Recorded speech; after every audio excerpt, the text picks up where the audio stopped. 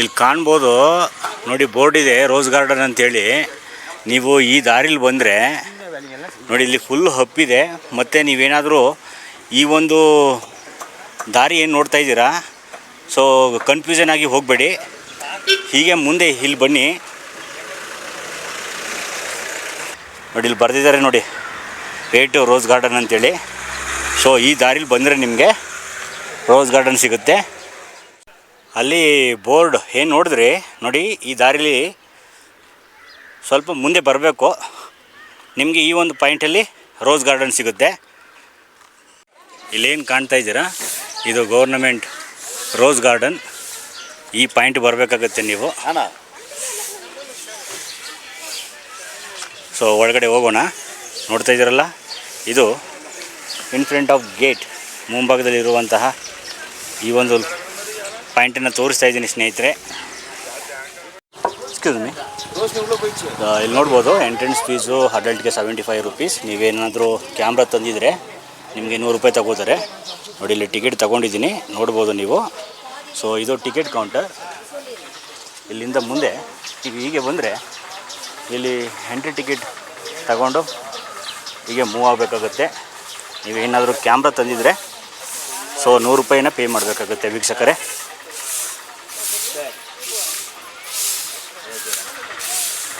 ಬನ್ನಿ ಒಳಗಡೆ ಹೋಗೋಣ.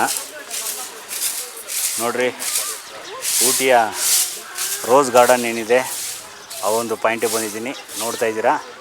ಬನ್ನಿ ಒಳಗಡೆ ಹೋಗೋಣ. ಈ ಪಾಯಿಂಟಲ್ಲಿ ನೀವು ನೋಡಿ, ಇಲ್ಲಿ ನೋಡ್ಬೋದು.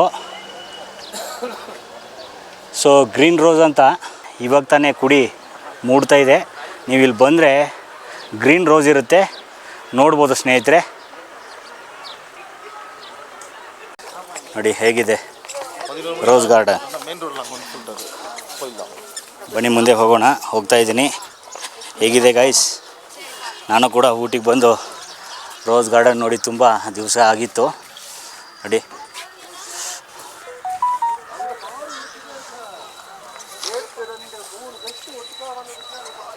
ಬಾಟನಿಕಲ್ ಗಾರ್ಡನ್ ಬೇರೆ, ಇಲ್ಲಿ ನೋಡ್ತಾ ಇದ್ದೀರಲ್ಲ ರೋಸ್ ಗಾರ್ಡನ್ ಬೇರೆ. ಕನ್ಫ್ಯೂಷನ್ ಮಾಡ್ಕೊಳಕ್ಕೆ ಹೋಗ್ಬೇಡಿ. ಸೊ ಬಾಟನಿಕಲ್ ಗಾರ್ಡನ್ ನಿಮಗೆ ಮುಂದೆ ಸಿಗುತ್ತೆ. ಇಲ್ಲಿ ಒಳಗಡೆ ಬಂದರೆ ನೀವು ಸ್ವಲ್ಪ ದೂರ ಮುಂದೆ ಬಂದರೆ ನಿಮಗೆ ಇಲ್ಲಿ ಗೌರ್ನಮೆಂಟ್ ರೋಸ್ ಗಾರ್ಡನ್ ಅಂತೇಳಿ ಈ ಒಂದು ಪಾರ್ಕ್ ನಿಮಗೆ ನೋಡಲಿಕ್ಕೆ ಸಿಗುತ್ತೆ ವೀಕ್ಷಕರೇ. ನೋಡಿ, ಈ ಒಂದು ಲೊಕೇಶನ್ ಏನು ನೋಡ್ತಾ ಇದ್ದೀರಾ, ಸೊ ಗುಲಾಬಿ ಹೂವಿನ ಪ್ರಿಯರು ಯಾರಿದ್ದೀರಾ, ನೀವು ಈ ಒಂದು ಪಾರ್ಕನ್ನು ವಿಸಿಟ್ ಮಾಡಲೇಬೇಕು. ಹಿಂದೆ Jayalalithaa rose garden, centenary rose park ಅಂತ ಕರೆಯಲ್ಪಡುತ್ತಿದ್ದಂತಹ ಈ ಒಂದು ಸ್ಥಳ ಇವತ್ತು ಭಾರತದ ಅತಿ ದೊಡ್ಡ ಗುಲಾಬಿ ಉದ್ಯಾನಗಳಲ್ಲಿ ಒಂದಾಗಿದೆ ಅಂತ ಹೇಳ್ಬೋದು ಸ್ನೇಹಿತರೆ. ಆ ಒಂದು ಪಾಯಿಂಟಲ್ಲಿ ಹೋಗ್ತಾ ಇದ್ದೀನಿ, ನೋಡ್ತಾ ಇದ್ದೀರಾ. ಈ ರೋಸ್ ಗಾರ್ಡನ್ ಏನಿದೆ ಇದು 1995ರಲ್ಲಿ ಸ್ಥಾಪಿಸಲಾಯಿತು ಅಂತ ಹೇಳಲಾಗುತ್ತೆ ಸ್ನೇಹಿತರೆ.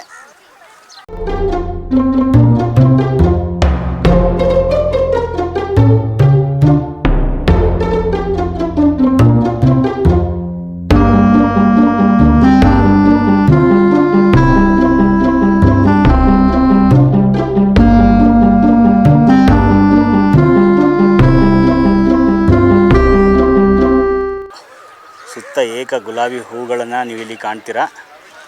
ಆ ಒಂದು ಲೊಕೇಶನ್ ಸುಮಾರು ಈ ಉದ್ಯಾನವನವು ಸುಮಾರು 10 ಎಕರೆ ಪ್ರದೇಶದಲ್ಲಿ ಇದನ್ನು ವಿಸ್ತಾರವಾಗಿ ಮಾಡಿದ್ದಾರೆ ಅಂತ ಹೇಳಲಾಗುತ್ತೆ. ಅಲ್ಲಿ ನೋಡ್ಬೋದು. ಸೊ ನಾನು ಮೇಲ್ಗಡೆ ಇದ್ದೀನಿ, ಹಾಗೆ ಹೋಗೋಣ ಬನ್ನಿ ಮುಂದೆ.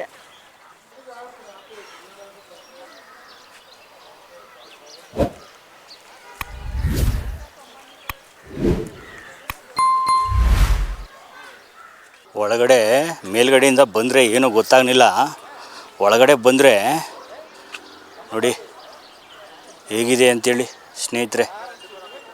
ಸುತ್ತ ಏಕ ನೋಡ್ಬೋದು, ಅಲ್ಲೆಲ್ಲ ನೋಡಿಕೊಂಡು ಹೋಗ್ತಾ ಇದ್ದಾರೆ. ನೋಡಿ, ನಾನು ಹಿಂದೆ ನೋಡ್ತಾ ಇದ್ದೀರಾ ವೀಕ್ಷಕರೇ, ರೋಸ್ ಗಾರ್ಡನ್ ಒಳಭಾಗದಲ್ಲಿದ್ದೀನಿ. ಹಿಂದೆ ವೀಕ್ಷಣೆಯನ್ನು ಮಾಡ್ಬೋದು. ಬನ್ನಿ, ಇವತ್ತು ನಾನು ಕೂಡ ರೋಸ್ ಗಾರ್ಡನ್ನು ಏನಿದೆ ವೀಕ್ಷಣೆ ಮಾಡಲಿಕ್ಕೆ ಬಂದಿದ್ದೆ ಸ್ನೇಹಿತರೆ. ಸೊ ನೀವು ಮೇಲ್ಗಡೆಯಿಂದ ಹಾಗೆ ಇಳಿದು ಬರಬೇಕಂಡ್ರಿ. ಸೊ ಇನ್ನೂ ನಮ್ಮನ್ನು ಇನ್ನೂ ಕೆಳಗಡೆ ಕರ್ಕೊಂಡು ಹೋಗುತ್ತೆ, ನೋಡ್ಬೋದು ನೀವು. ಬನ್ನಿ, ಆ ಲೊಕೇಶನ್ ಏನಿದೆ ತೋರಿಸ್ತಾ ಇದ್ದೀನಿ ನಿಮಗೆ, ನೋಡ್ಬೋದು. ಬಂದಂತಹ ವೀಕ್ಷಕರಿಗೆ ನೀವು ಅಲ್ಲಿಂದನೂ ಆ ಒಂದು ಸ್ಟೆಪ್ ಏನಿದೆ ಅಲ್ಲಿಂದನೂ ಕೂಡ ಬರ್ಬೋದು, ಮತ್ತು ಹೀಗೆ ಮುಂದೆ ಹೋಗಿ ಆ ಒಂದು ಪಾಯಿಂಟಿಗೆ ಹೋಗಿ ಸೇರ್ಬೋದು ಅಂತ ಹೇಳ್ಬೋದು. ಹೇಗಿದೆ guys Ooty rose garden? Variety ಗುಲಾಬಿ ಹೂವುಗಳಿವೆ ಅಂತ ಹೇಳಲಾಗುತ್ತೆ ಈ ಒಂದು ಪಾಯಿಂಟಲ್ಲಿ. ಸೊ ಊಟಿಯ ಭಾಳಷ್ಟು ಜನ ವಿಸಿಟ್ ಮಾಡುವಂತಹ ಒಂದು ಪ್ಲೇಸ್ ಕಣ್ರಿ ರೋಸ್ ಗಾರ್ಡನ್. ಹಾಗೆ ತರಾವರಿ ಪುಷ್ಪಗಳನ್ನು ಕೂಡ ನೀವು ಇಲ್ಲಿ ಕಾಣ್ಬೋದು. ಇಲ್ಲಿ ನೋಡ್ಬೋದು ಕ್ಲೀನ್ ಮಾಡ್ತಾ ಇದ್ದಾರೆ.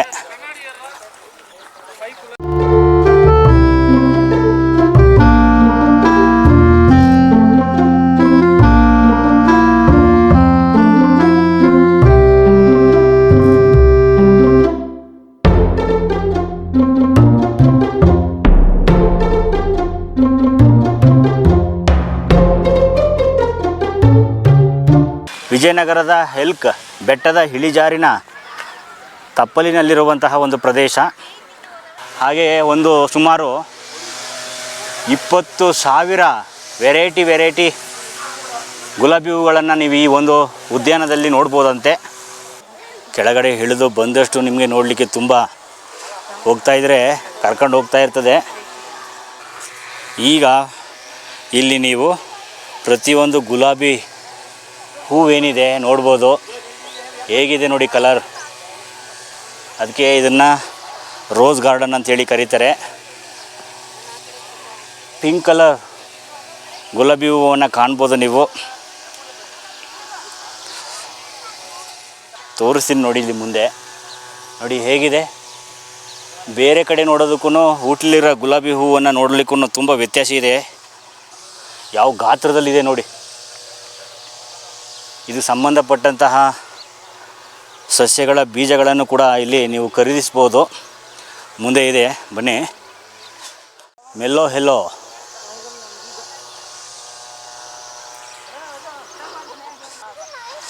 ಇಲ್ಲಿ ನೋಡ್ರಿ, ಕೆಂಪು ಗುಲಾಬಿ ನೋಡಿ ಹೇಗಿದೆ. ಕೆಂಪು ಗುಲಾಬಿ ನೋಡಿ, ಇಲ್ಲೊಂದು ಸ್ಟೆಪ್ಪಲ್ಲಿದೆ ಮತ್ತು ಕೆಳಗಡೆ ಒಂದು ಸ್ಟೆಪ್ಪಲ್ಲಿದೆ. ಹೀಗೆ ಹೋಗಿ ಮತ್ತೆ ಇಳಿದು ನಾವು ಹೀಗೆ ಹೋಗಬೇಕು. ಹಾಗೆ ಇಲ್ಲಿ ನೋಡಿ ಹೇಗಿದೆ. ವಾವ್, ಇದು ನೋಡಲಿಕ್ಕೆ ತುಂಬ ಜನ ಬರ್ತಾರೆ ರೀ. ನೋಡಿ ಎಲ್ಲ ನಿಂತ್ಕೊಂಡು ಸೆಲ್ಫಿ ತಗೋತಾ ಇದ್ದಾರೆ. ಊಟಿಯಲ್ಲಿ ತುಂಬ ಜನ ಈ ಒಂದು ಸ್ಥಳಕ್ಕೆ ವಿಸಿಟ್ ಮಾಡ್ತಾರೆ ಅಂತ ಹೇಳ್ಬೋದು ಕಣ್ರಿ. ನೋಡಿ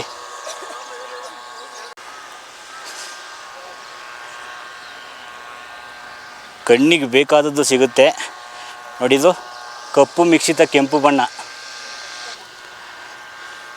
ನೋಡಿ. ಈ ಒಂದು ಕೇಸರಿ ಬಣ್ಣದ ಗುಲಾಬಿ ಹೂವನ್ನು ಕಾಣ್ತಾ ಇದ್ದಾರೆ ನೋಡ್ಬೋದು ನೀವಿಲ್ಲಿ. ಹೀಗೆ ಹಿಡಿದು ಮುಂದೆ ಹೋಗ್ಬೇಕಣ್ರಿ.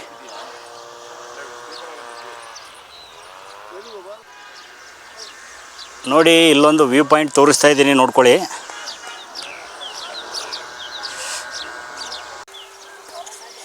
ನೋಡಿ ವೈಟ್ ಗುಲಾಬಿ ಹೇಗಿದೆ ಗೈಸ್. ಇಲ್ಲಿ ನೋಡ್ರಿ ಹೇಗಿದೆ. ಇದೇ ಡಿಫ್ರೆಂಟಾಗಿದೆ. ಆ ಯೆಲ್ಲೋ ಕಲರ್ ತುಂಬ ಡಿಫ್ರೆಂಟಾಗಿದೆ.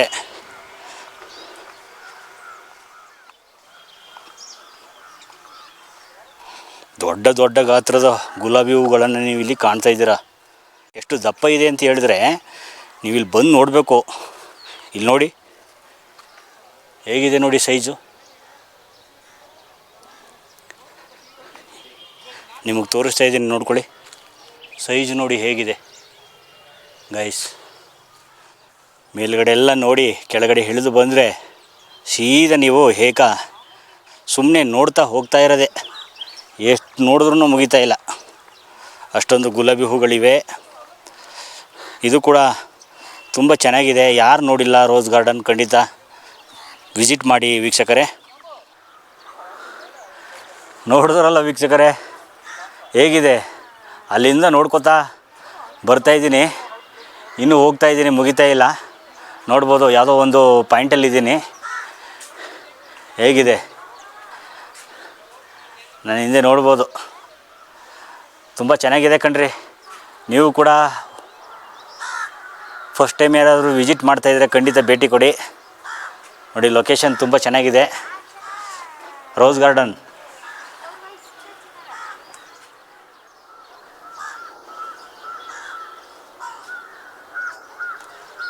ಇಲ್ಲೊಂದು ವ್ಯೂ ಪಾಯಿಂಟ್ ಇದೆ. ಇಲ್ಲಿ ಕೂತು ನೀವು ಆರಾಮ್ಸೆ ಸ್ವಲ್ಪ ರೆಸ್ಟ್ ಮಾಡ್ಬೋದು. ಲೊಕೇಶನು ಕೂಡ ತುಂಬ ಚೆನ್ನಾಗಿದೆ. ಅಂತಿಮ ಘಟ್ಟ ಈ ಒಂದು ವ್ಯೂ ಪಾಯಿಂಟಲ್ಲಿ ಇದ್ದೀನಿ. ಕಪ್ಪು ಬಣ್ಣದ ಮತ್ತು ಹಸಿರು ಬಣ್ಣದ ಗುಲಾಬಿ ಹೂಗಳು ಕೂಡ ಇಲ್ಲಿ ತುಂಬ ಹೆಸರುವಾಸಿ ಅಂತ ಕೇಳ್ಪಟ್ಟಿದ್ದೀನಿ. ಆದರೆ ಮುಂದೆ ಅದೆಲ್ಲೋ ಮೇಲ್ಗಡೆ ಇದೆ ಅಂತೆ. ಇವತ್ತು ನಾನು ಅದನ್ನು ನೋಡಲಿಕ್ಕೆ ಸಿಗಲಿಲ್ಲ ವೀಕ್ಷಕರೇ. ಸೊ ನೀವು ಬಂದರೆ ಕಪ್ಪು ಬಣ್ಣದ ಮತ್ತು ಹಸಿರು ಬಣ್ಣದ ಗುಲಾಬಿ ಹೂಗಳು ನಿಮ್ಮ ಕಣ್ಣಿಗೆ ಬಿದ್ದರೆ ನೋಡಿ. ಹಾಗೆ ಈ ಒಂದು ಲೊಕೇಶನ್ ನಿಮ್ಗೆ ಇಷ್ಟ ಆಯಿತು ಅಂತ ಅಂದ್ಕೊಂಡಿದ್ದೀನಿ. ಊಟಿಲಿ ಈ ಥರದ ಸ್ಟೆಪ್ ಬೈ ಸ್ಟೆಪ್ ಮನೆಗಳನ್ನ ನೋಡ್ತಾಯಿದ್ರೆ ಒಂಥರ ಖುಷಿ ಕೊಡುತ್ತೆ.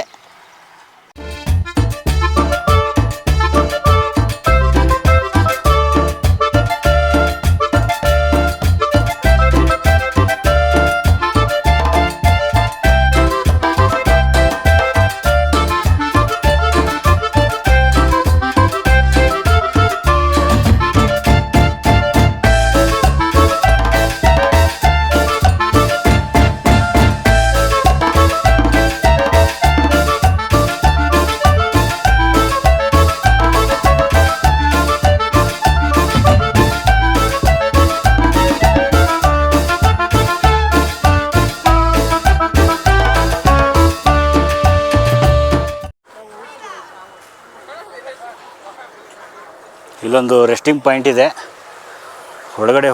ಇಲ್ಲೂ ಇದೆ ಕಣ್ರಿ, ಒಳಗಡೆ ಬೆಳೆಸ್ತಾ ಇದ್ದಾರೆ ನೋಡ್ಬೋದು ನೀವು. ನೋಡಿ ಇಲ್ಲೆಲ್ಲ ಗುಲಾಬಿ ಹೂಗಳನ್ನೆಲ್ಲ ಹಾರೈಕೆ ಮಾಡಿ ಬೆಳೆಸ್ತಾ ಇದ್ದಾರೆ. ಇಲ್ಲಿ ಕೂತು ನೀವು ಸ್ವಲ್ಪ ರೆಸ್ಟ್ ಮಾಡ್ಬೋದು. ಒಂದು ಒಳ್ಳೆ ರೆಸ್ಟಿಂಗ್ ಪ್ಲೇಸ್ ಇದೆ ಇಲ್ಲಿ. ನಿಮಗೆ ಭಾಳಷ್ಟು ಸ್ಟೆಪ್ಗಳಿವೆ. ಆಯಾ ಭಾಗದಲ್ಲಿ ಕೆಲವು ಸ್ಟೆಪ್ಗಳು ಕೂಡ ಇವೆ. ಅದು ನಿಮಗೆ ಕನ್ಫ್ಯೂಷನ್ ಮಾಡುತ್ತೆ ಅಂತ ಹೇಳ್ಬೋದು. ಸೊ ನೋಡ್ಕೊಂಡು ಬನ್ನಿ.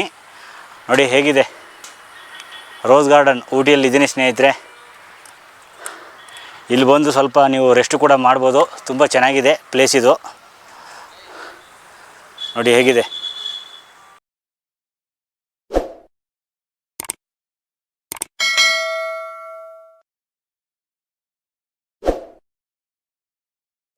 ಗುಲಾಬಿ ಹೂಗಳ ಪ್ರಭೇದಗಳನ್ನು ವಿವಿಧ ಮೂಲಗಳಿಂದ ಸಂಗ್ರಹಿಸಲಾಗಿದೆ ಅಂತ ಹೇಳಲಾಗುತ್ತೆ.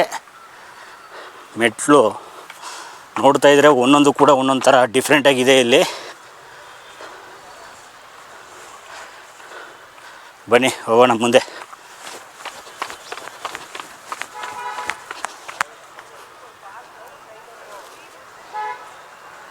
ಮತ್ತೆ ಮೇಲ್ಗಡೆ ಬಂದಿದ್ದೀನಿ, ನೋಡ್ಬೋದು. ನೋಡಿದ್ರಲ್ಲ ವೀಕ್ಷಕರೇ, ನಿಮ್ಮೆಲ್ಲರಿಗೂ ಕೂಡ ಇಷ್ಟ ಆಯಿತು ಅಂತ ಅಂದ್ಕೊಂಡಿದ್ದೀನಿ. ಸೊ ಎಲ್ಲ ಮುಗಿಸಿ ಮತ್ತೆ ಮೇಲ್ಗಡೆ ಬಂದೆ. ಬನ್ನಿ, ಇದು ಊಟಿಯಲ್ಲಿರುವಂತಹ ಗುಲಾಬಿ ತೋಟ ಅಂತ ಹೇಳ್ಬೋದು. ತೋಟಗಾರಿಕೆ ಇಲಾಖೆ ಇದನ್ನು ನಿರ್ವಹಿಸುತ್ತೆ ಅಂತ ಹೇಳಲಾಗುತ್ತೆ.